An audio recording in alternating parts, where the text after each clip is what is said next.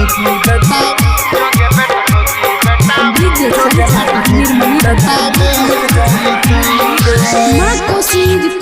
Studio Nirmali. हमारा सोइया पे तो ही लाइन मारे लाइन मारो गे लाइन मारे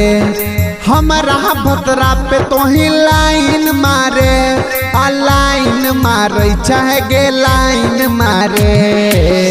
जोगे बेटा खोकी बेटा मोर जइतो लकबा बीमारी ओकरा धर जइतो जोगे बेटा खोकी बेटा मोर जइतो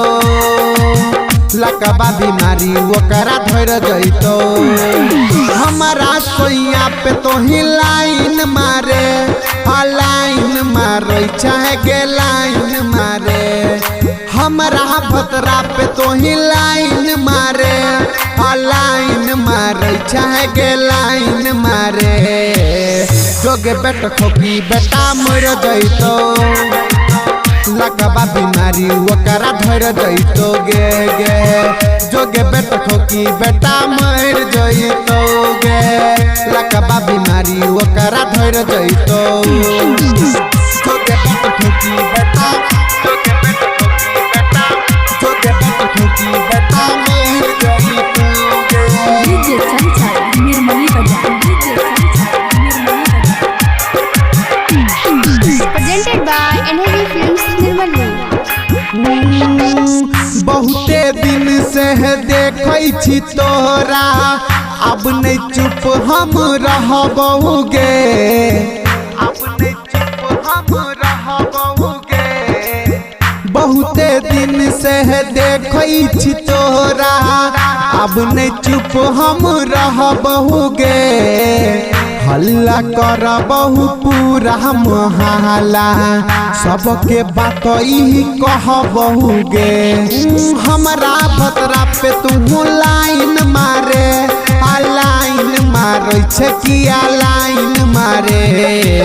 जोगे बेटा खोकी बेटा मोर जइतो लकबा बीमारी ओकरा धर जइतो गे जोगे बेटा खोकी बेटा मर जइतो गे लकबा बीमारी ओकरा धर जइतो जोगे बेटा खोकी बेटा जोगे बेटा खोकी बेटा जोगे बेटा खोकी बेटा मर जइतो डीजे संचार निर्मली बाजार। Presented by NAV Films Nirmali.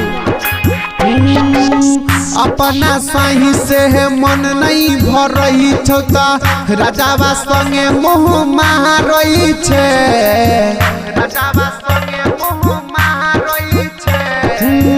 अपना सही से मन नहीं भर रही छोता चंचल संगे मुँह मारई छे कहो राइटर रवि शंकर घंटा कर तो तोरा ढोरी के अंदर हमारा सोइया पे किया लाइन मारे लाइन मारो गे लाइन मारे जोगे बेटा खोकी बेटा मोर जइतो लकबा बीमारी ओकरा धर जइतो गे जोगे बेटा खोकी बेटा मोर जइतो सुना लकबा बीमारी ओकरा धर जइतो माँ कोसी रिकॉर्डिंग स्टूडियो।